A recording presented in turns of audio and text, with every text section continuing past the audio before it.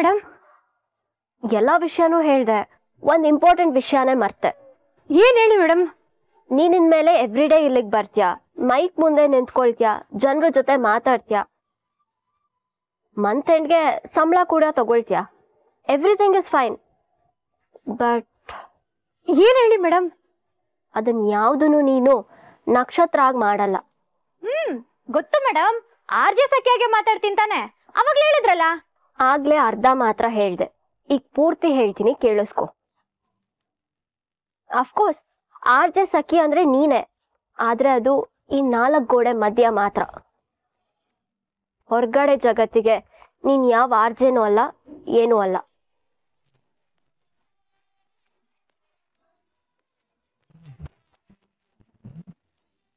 ಅಂದ್ರೆ ಮೇಡಮ್, ನನ್ಗೆ ಅರ್ಥ ಆಗಿಲ್ಲ. ಹೊರಗಡೆ ಶೋ ಕೇಳೋರು RJ ಸಖಿ ಯಾರು ಅಂತ ಕೇಳಿದ್ರೆ ಅದು ನೀನಾಗಿರಲ್ಲ.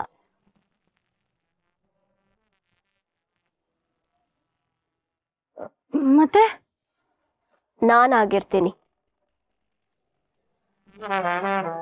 ನಾನೇ RJ ಸಖಿ ಅಂತೀನಿ.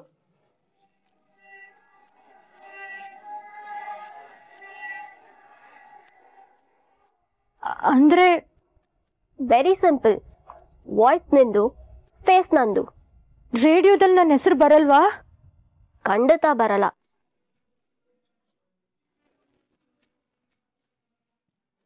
ಈ ಶೋ ನನ್ನ ಹೆಸರಲ್ಲಿ, ಅಂದ್ರೆ RJ ಶ್ವೇತಾ ಹೆಸರಲ್ಲಿ ರನ್ ಆಗುತ್ತೆ.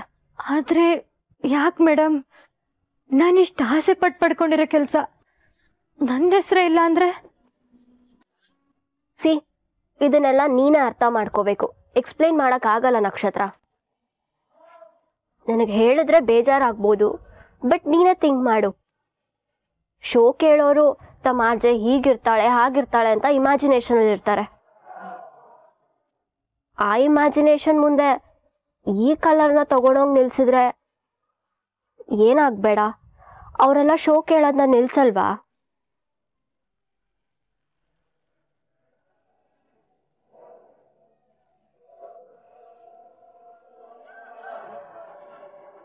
ನಿನ್ಗೆ ಸಿಕ್ಕಾಪಟ್ಟೆ ಟ್ಯಾಲೆಂಟ್ ಇದೆ, ಅದನ್ನ ಯೂಸ್ ಮಾಡ್ಕೋ. ಈ ಶೋ ಪೂರಾ ನಿಂದೆ, ನಿನ್ಗೆ ಹೇಗ್ ಬೇಕೋ ಹಾಗೆ ನಡ್ಸು. ಜಸ್ಟ್ ದಟ್ ನಿನ್ನ ವಾಯ್ಸ್ಗೆ ನನ್ನ ಫೇಸ್ ಅಷ್ಟೆ. ಹಾಗಂತ ನಾನು ನನಗೆ ಫೋರ್ಸ್ ಮಾಡ್ತಿಲ್ಲ, ಡಿಸಿಷನ್ ನಿಂದೆ, ನಿನಗೆ ಫುಲ್ ಫ್ರೀಡಮ್ ಇದೆ. ಇಲ್ಲಪ್ಪ, ಆ ಶೋಗೆ ನನ್ನ ಹೆಸರೇ ಬೇಕು ಅಂತ ಧೈರ್ಯವಾಗಿ ಹೇಳು. ಡೆಫಿನೆಟ್ ಆಗಿ ಆ ಜಾಗಕ್ಕೆ ಬೇರೆಯವ್ರನ್ನ ತಂದು ಕೂರಿಸ್ತೀನಿ. ನಾನು ನಿನಗೆ ಫೋರ್ಸ್ ಮಾಡಲ್ಲ.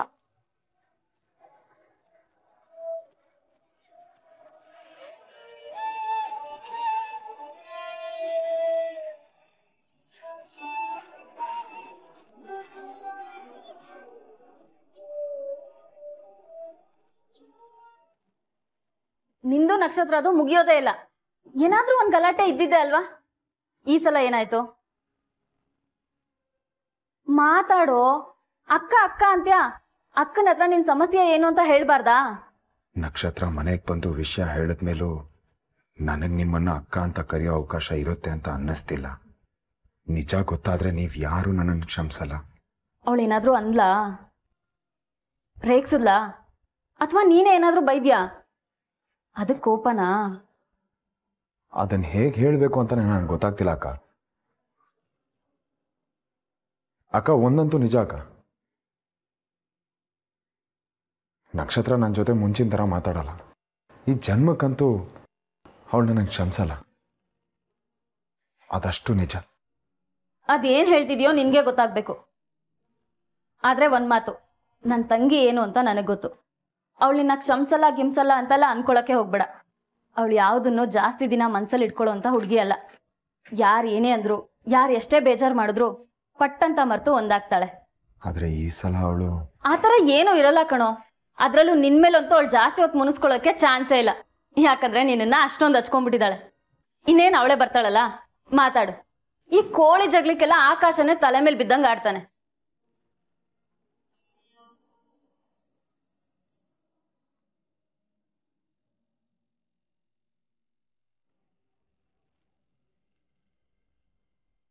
ಯೋಚನೆ ಮಾಡ್ತಾ ನಿಂತ್ರೆ ಆಗಲ್ಲ. ಕಮೋನ್, ಮಾತಾಡು. ಇವತ್ತು ನಾನು ನೈಟ್ ಶೋ ನಡಿಬೇಕು, ಜಾಸ್ತಿ ಟೈಮ್ ಇಲ್ಲ. ನೀನಿಲ್ಲ ಅಂದ್ರೆ ಬೇರೆಯವ್ರನ್ನ ಚೂಸ್ ಮಾಡ್ತೀನಿ. ಬೈ ದ ವೇ, ನನಗೆ ಸ್ಯಾಲ್ರಿ ಬಗ್ಗೆ ಹೇಳಿಲ್ಲ ಅಲ್ವಾ? ಡೋಂಟ್ ವರಿ, ತಿಂಗಳಿಗೆ ನಿನಗೆ ಒಂದು 25,000 ಕೊಡ್ತೀನಿ.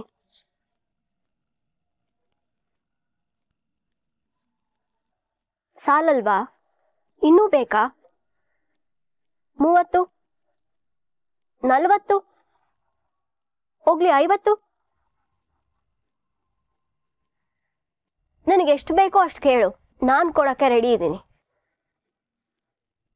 ದೇವ್ರೆ, ಏನಪ್ಪ ಇಂಥ ಟ್ವಿಸ್ಟು! ಇವಳನ್ನ ಆಫೀಸ್ ಗೇಟ್ ಒಳಗೂ ಬಿಡಬಾರ್ದು ಅಂತ ನಂಗೆ ಹೇಳಿದವರು ಇವಾಗ ಈಗ ಆಡ್ತಿದಾರಲ್ಲ. ಅಂದರೆ ಇದರಿಂದ ಏನೋ ಮಾಸ್ಟರ್ ಪ್ಲ್ಯಾನೇ ಇದೆ. ಇಟ್ಸ್ ಓಕೆ ನಕ್ಷತ್ರ, ನಿನಗೆ ಇಷ್ಟ ಇಲ್ಲ ಅಂತ ಕಾಣಿಸುತ್ತೆ. ನೋ ಪ್ರಾಬ್ಲಮ್, ನೀನೇನು ಹೊರಡು. ಮಿಲ್ಲಿ, ನೆಕ್ಸ್ಟ್ ಕ್ಯಾಂಡಿಡೇಟ್ನ ಕಳಿಸು. ಓಹ್ ಇಲ್ಲ ಮೇಡಮ್, ನಿಮ್ಮ ಕಂಡೀಷನ್ಗೆ ಓಕೆ. ನಾನು ನಿಮಗೆ ವಾಯ್ಸ್ ಹಾಕ್ತೀನಿ, ನಿಮ್ಮ ಶೋ ನಡೆಸ್ಕೊಡ್ತೀನಿ. ರಿಯಲಿ? ಹೌದು, ಮಾಡ್ತೀನಿ. ಹಾಗಾದರೆ ನಿನ್ನ ಹೆಸರು ಬೇಡವಾ? ಹೆಸರಲ್ಲೇನಿದೆ ಮೇಡಮ್, ನನಗೆ ಕೆಲಸ ಬೇಕು. ನಾನು ಯಾವತ್ತೂ ಹೆಸರಿಗೆ ಆಸೆ ಪಟ್ಟಿಲ್ಲ. ನನ್ನ ಕನಸಿದ್ದಿಷ್ಟೆ, ಆ್ಯಂಕರ್ ಆಗಬೇಕು, ಮೈಕ್ ಹಿಡಿಬೇಕು, ಜನರ ಜೊತೆ ಬೆರೆತು ಚೆನ್ನಾಗಿ ಮಾತಾಡಬೇಕು, ಅಷ್ಟೆ. ನಿಮ್ಮಿಂದ ಅದು ಹಿಡಿರ್ತಲ್ವಾ, ಅಷ್ಟು ಸಾಕು. ಹೆಸರು ಯಾರ್ದಾದ್ರೆ ಏನಂತೆ. ಇವತ್ತಿಂದ ಈ ಆಫೀಸ್ ಒಳಗೆ ಕಾಲಿಟ್ಟ ಮೇಲೆ ನಾನು ನಕ್ಷತ್ರ ಅಲ್ಲ, ನನ್ಗಂಥದ್ದೊಂದು ಹೆಸರೇ ಇಲ್ಲ ಅನ್ಕೊಂಡು ಕೆಲಸ ಮಾಡ್ತೀನಿ.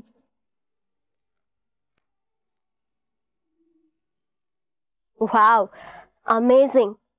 ಡ್ರೀಮ್ ಜಾಬ್ ಬಗ್ಗೆ ಡೆಡಿಕೇಶನ್, ಕಮಿಟ್ಮೆಂಟ್, ಪ್ಯಾಷನ್ ಅಂದರೆ ಹೀಗಿರಬೇಕು. I like it. ಮತ್ತೆ ಹೇಳ್ತಿದ್ದೀನಿ, ನಿನ್ನಿಂದ ಈ ಶೋ ಎಲ್ಲೋ ಹೋಗುತ್ತೆ. Good luck. ನಾನು ಅಗ್ರಿಮೆಂಟ್ಗೆ ಸೈನ್ ಹಾಕ್ಲಾ ಮೇಡಮ್? Why not? ಬಟ್ ಅದಕ್ಕೂ ಮುಂಚೆ ಇನ್ನೊಂದು ವಿಷಯ. ಈ ಡೀಲ್ ಏನು ನಡೆದಿದೆ ಅದು ನಮ್ಮ 4 ಜನ ಮಧ್ಯ ಮಾತ್ರ ಇರಬೇಕು. ಅದು ಬಿಟ್ಟು ಒಬ್ರಿಗೂ ಎಕ್ಸ್ಟ್ರಾ RJ ಸಖಿ ಅಂದರೆ ಶ್ವೇತಾ ಅಲ್ಲ ನಕ್ಷತ್ರ ಅಂತ ಗೊತ್ತಾದರೆ ಒಬ್ಬೊಬ್ರಿಗೂ ಒಂದೊಂದು ಗತಿ ಕಾಣಿಸ್ತೀನಿ. You got it right? And you Nakshatra, ಕೆಲಸ ಸಿಕ್ಕಿದೆ ಅನ್ನೋ ಎಕ್ಸೈಟ್ಮೆಂಟಲ್ಲಿ ಮನೆಯವ್ರಿಗೆಲ್ಲ ವಿಷಯ ಹೇಳ್ದೋ ಆವತ್ತೇ ನಿನ್ನ ಕೊನೆ ದಿನ ಆಗಿರುತ್ತೆ RJ ಆಗಿ. Got it? So be careful. ಏನೇನು ಫಾರ್ಮ್ಯಾಲಿಟೀಸ್ ಇದೆಯೋ ಎಲ್ಲನೂ ಕಂಪ್ಲೀಟ್ ಮಾಡಿಸಿ.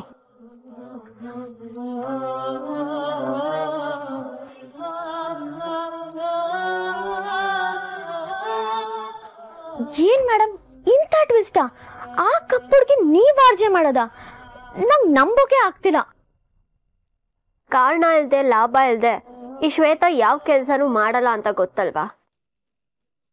ಅದು ಇಂಥ ಹುಡುಗಿನ ಆಫೀಸ್ ಒಳಗೆ ಬಿಟ್ಕೊಂಡಿದ್ದೀನಿ ಅಂದ್ರೆ ಥಿಂಕ್. ಆ ಕಾರಣ ಏನ್ ಮೇಡಮ್? 2 ಕಾರಣ ಇದೆ. First one, Sharanya. ನಾನು ಚಾಲೆಂಜ್ ವಿನ್ ಆಗಬೇಕು ಅಂದ್ರೆ ನನ್ನ ಹೆಸರಲ್ಲಿ ಒಂದು ಶೋ ನಡಿಬೇಕು. ನನಗೆ ಗೊತ್ತು ನನ್ನ ಹೆಸರಲ್ಲಿ ಬೇರೆ ಯಾವ ಆರ್ಜೆನೂ ಶೋ ನಡೆಸಲ್ಲ. ಅದಕ್ಕೆ ಇವಳೇ ಸರಿ ಅನ್ನಿಸ್ತು, ಹೀಗೆ ಮಾಡಿದೆ. ಇವಳು ಆಗಲ್ಲ ಅಂದಿದ್ರೆ ಹೇಗಂತಾಳೆ? ದೇವ್ರು ಟ್ಯಾಲೆಂಟ್ ಜೊತೆ 4 ಜನ್ಮಕ್ಕಾಗೋ ಅಷ್ಟು ಬಡತನ ಕೊಟ್ಟಿಲ್ವಾ? ಬಡವ್ರ ವೀಕ್ನೆಸ್ ಅರ್ಥ ಮಾಡ್ಕೊಂಡ್ರೆ ಕೆಲಸ ಗಿಟ್ಟಿಸ್ಕೊಳ್ಳೋದು ತುಂಬಾ ಈಸಿ. ಓ ಸೂಪರ್ ಮೇಡಮ್ ನೀವು. ಮತ್ತೆ 2ನೇ ಕಾರಣ? That's a secret. ಈಗ ಹೇಳಲ್ಲ, ಮುಂದೆ ಗೊತ್ತಾಗತ್ತೆ. ನಕ್ಷತ್ರ ನನ್ನ ಅದೃಷ್ಟದ ಕೀ. ಅವಳಿಂದ ಒಂದು ದೊಡ್ಡ ಕೆಲಸ ಆಗೋದಿದೆ. ಅವಳು ಯಾವಾಗ್ಲೂ ನನ್ನ ಜೊತೆನೇ ಇರಬೇಕು. ಮಿಲ್ಲಿ, ಅವಳನ್ನ ಚೆನ್ನಾಗಿ ನೋಡ್ಕೊ, ಮುಂದೆ ಬೇಕಾಗತ್ತೆ.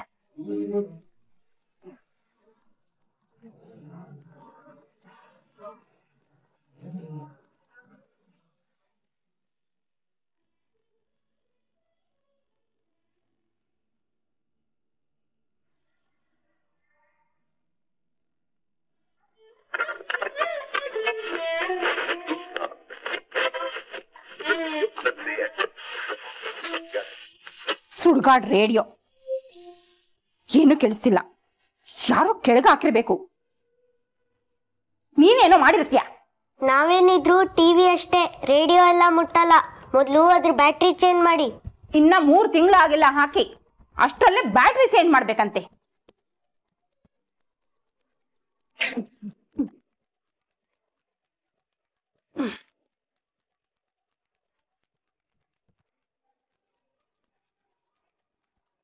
ನೋಡಿದ್ಯಾ, ಸರಿಯಾಗಿ ಗಡ್ಬಿಟ್ರೆ ರೇಡಿಯೋನು ಅದ್ರ ಅಪ್ಪನೂ ನನ್ನ ಮಾತು ಕೇಳತ್ತೆ.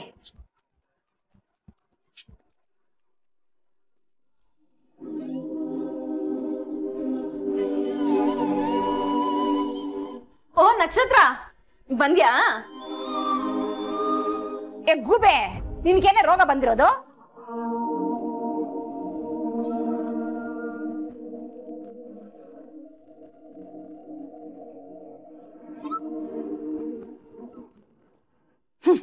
ಹೋಗಿ ಹೋಗಿ ಆ ಹುಳ ಹಿಡಿಯೋ ಕೆಲ್ಸಕ್ಕೆ ಸೇರ್ಕೊಂಡಿದ್ಯಲ್ಲ.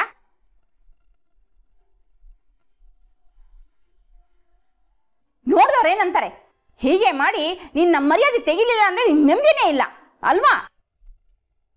ಶೋ ಕೇಳೋರು ತಮ್ಮ ಆರ್ಜೆ ಹೀಗಿರ್ತಾಳೆ ಹಾಗಿರ್ತಾಳೆ ಅಂತ ಇಮ್ಯಾಜಿನೇಷನ್ ಅಲ್ಲಿ ಇರ್ತಾರೆ. ಆ ಇಮ್ಯಾಜಿನೇಷನ್ ಮುಂದೆ ಈ ಕಲರ್ನ ತಗೊಂಡೋಗಿ ನಿಲ್ಸಿದ್ರೆ ಏನಾಗ್ಬೇಡ, ಅವರೆಲ್ಲ ಶೋ ಕೇಳೋದನ್ನ ನಿಲ್ಸಲ್ವಾ?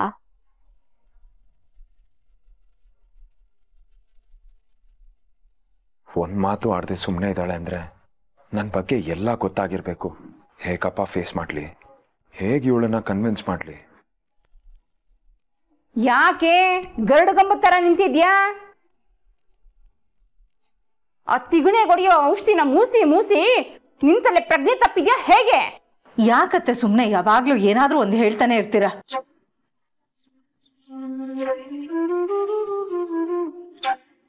ನಕ್ಷತ್ರ, ನೀನ್ ಹೋಗಿ ಬಟ್ಟೆ ಬದಲಾಯಿಸ್ಕೊಂಡ್ ಬಾ, ನಾನು ಕಾಫಿ ಮಾಡ್ಕೊಡ್ತೀನಿ. ಅಮ್ಮ, ಇಂಥ ಟೈಮಲ್ಲಿ ಕಾಫಿ ಕೊಟ್ರೆ ಏನು ಚೆನ್ನಾಗಿರತ್ತೆ. ತಕ ತಕ ತಕ ಅಂತ ಕುದಿದೀಯಾಳೆ. ಒಂಚೂರು ತಣ್ಣಗೆ ಜ್ಯೂಸ್ ಆಗ್ಬೋದಾ? ಜ್ಯೂಸ್ ಕೊಟ್ಬಿಡಿ. ಓಕೆನಾ ನಕ್ಷತ್ರ? ಏನ್ ನಕ್ಷತ್ರ, ಜ್ಯೂಸ್ ಆಗ್ಬೋದಾ? ಆಮೇಲಾದ್ರೂ ಇವನ್ ಜೊತೆ ಸಮಾಧಾನವಾಗಿ ಮಾತಾಡ್ಬೋದಾ ಹೇಗೆ?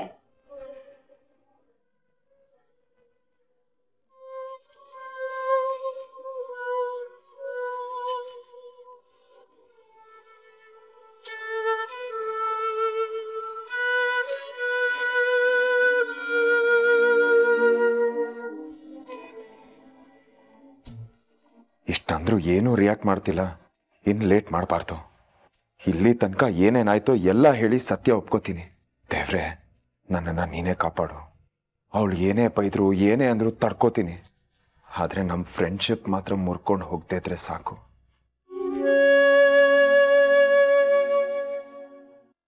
ನನಗೆ ಭೂಪತಿ ಓಕೆ, ಇನ್ನು ಬೇರೆ ಪ್ರಪೋಸಲ್ ನೋಡೋ ಅಗತ್ಯ ಇಲ್ಲ.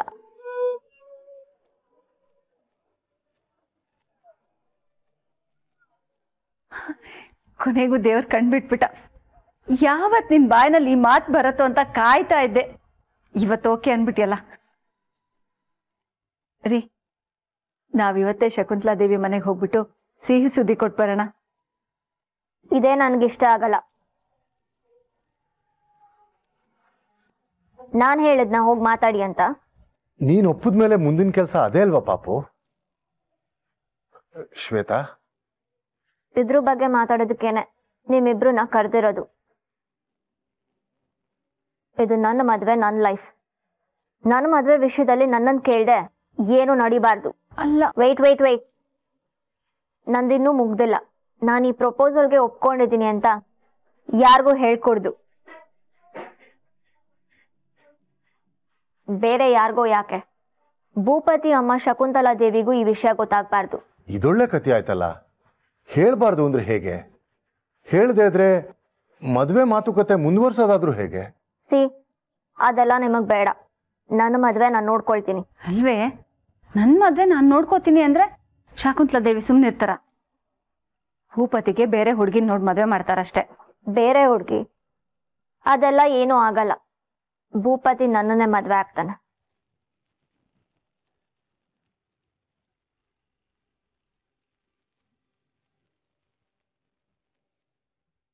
ನಮಗ್ ನಿಜವಾಗ್ಲೂ ಅರ್ಥ ಆಗ್ತಾ ಇಲ್ಲ ಶ್ವೇತಾ. ಒಂದೇ ಮಾತಲ್ಲಿ ಬಿಡ್ಸ್ ಹೇಳ್ಬಾರ್ದಾ? ನೀನು ಭೂಪತಿ ಮೊದ್ಲಿಂದಾನು ಫ್ರೆಂಡ್ಸಾ ಹೇಗೆ? ಗೊತ್ತಾ ನಿನ್ಗವನು? ಗೊತ್ತು. ನಾವೊಂಥರ ಫ್ರೆಂಡ್ಸ್.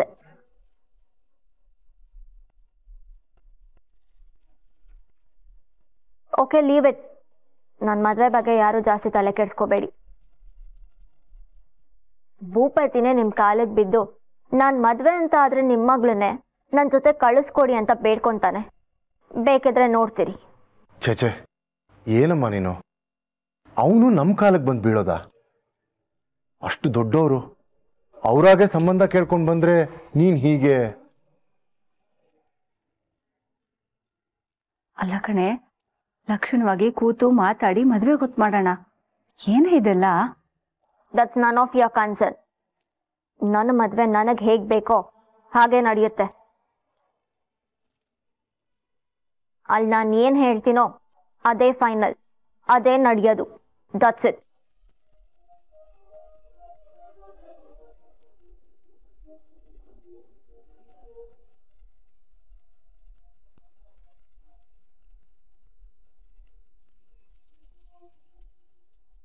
ಮದ್ವೆಗೆ ಒಪ್ಪದ್ಲು ಅಂತ ಖುಷಿ ಪಡೋದು, ಇವಳಿನ್ನೇನು ಅವಾಂತರ ಮಾಡ್ತಾಳೋ ಅಂತ ಗಾಬರಿ ಪಡೋದು ಒಂದು ಗೊತ್ತಾಗ್ತಿಲ್ಲ. ಇವಳು ಯಾಕ್ರಿ ಹೀಗೆ? ಬಿಡು ಆರ್ತಿ, ನನಗೆ ಹುಡುಗ ಓಕೆ, ಮದ್ವೆಗೆ ಒಪ್ಪಿದ್ದೀನಿ ಅಂತ ಅಂದ್ಲಲ್ಲ. ನಮ್ಮ ಹತ್ರ ಇಷ್ಟ ಆದ್ರೂ ಹಂಚ್ಕೊಳಕ್ ಮನ್ಸು ಬಂತಲ್ಲ ಅವಳಿಗೆ. ಕೆಲವೊಂದ್ಸಲ ಅವಳು ನನ್ನನ್ನು ಅಪ್ಪ ಅಂತ ಲೆಕ್ಕಕ್ಕೆ ಇಟ್ಟಿದ್ದಾಳೋ ಏನೋ ಅಂತ ಡೌಟ್ ಆಗುತ್ತೆ ನಂಗೆ. ಎಷ್ಟು ಆಸೆ ಆಗುತ್ತೆ ಗೊತ್ತಾ? ಅಷ್ಟು ಮುದ್ದಾದ ಮಗಳನ್ನ ಬಾಯಿ ತುಂಬಾ ಚಿನ್ನಮ್ಮ, ಪಾಪು ಅಂತ ಕರಿಬೇಕು ಅಂತ.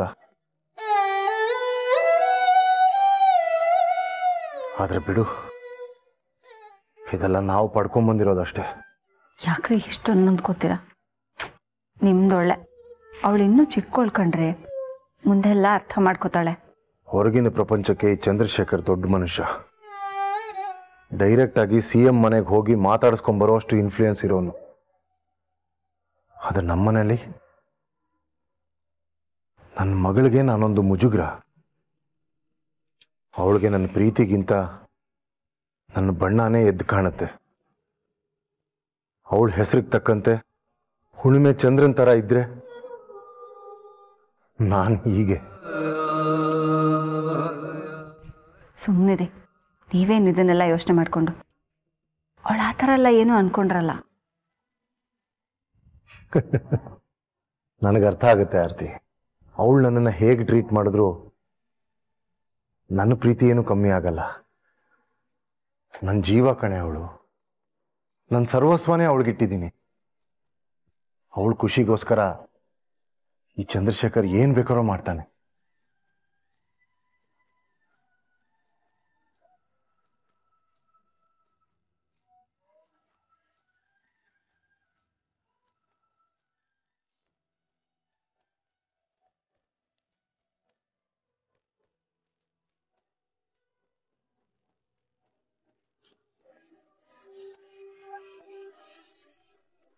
ನಕ್ಷತ್ರ,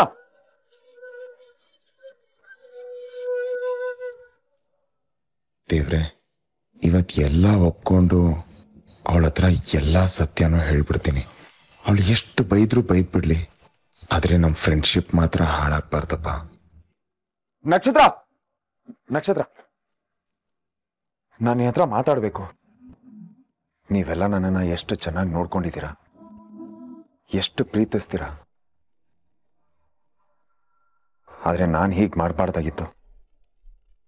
ಆದ್ರೆ ನನ್ನ ಇದ್ದ ಪರಿಸ್ಥಿತಿ ಹಾಗೆ. ಇದ್ರ ಹಿಂದಿನ ಉದ್ದೇಶನೇ ಬೇರೆ. ಅದನ್ನೆಲ್ಲ ಹೇಳಿದಿದ್ರೆ ಈ ರೀತಿ ನನಗೊಂದು ಎಕ್ಸ್ಪೀರಿಯನ್ಸೇ ಆಗ್ತಾ ಇರಲಿಲ್ಲ. ಹಾಗಾಗಿ ಎಲ್ಲ ವಿಷಯನೂ ಮುಚ್ಚಿಟ್ಟೆ. ನೋಡು, ನಾನು ಎಲ್ಲಾನು ಹೇಳ್ಬಿಡ್ತೀನಿ. ಇಷ್ಟು ದಿನ ನಿಮ್ಮ ಹತ್ರ ಯಾಕೆ ಈ ವಿಷಯನ ಮುಚ್ಚಿಟ್ಟೆ, ಏನೇನಾಯ್ತು, ಯಾಕೆ ಹೀಗಿದ್ದೆ, ಎಲ್ಲ ವಿಷಯನೂ ಹೇಳ್ಬಿಡ್ತೀನಿ. ಆಮೇಲೆ ಆದ್ರೂ ಕ್ಷಮಿಸ್ತೀಯಾ ಪ್ಲೀಸ್?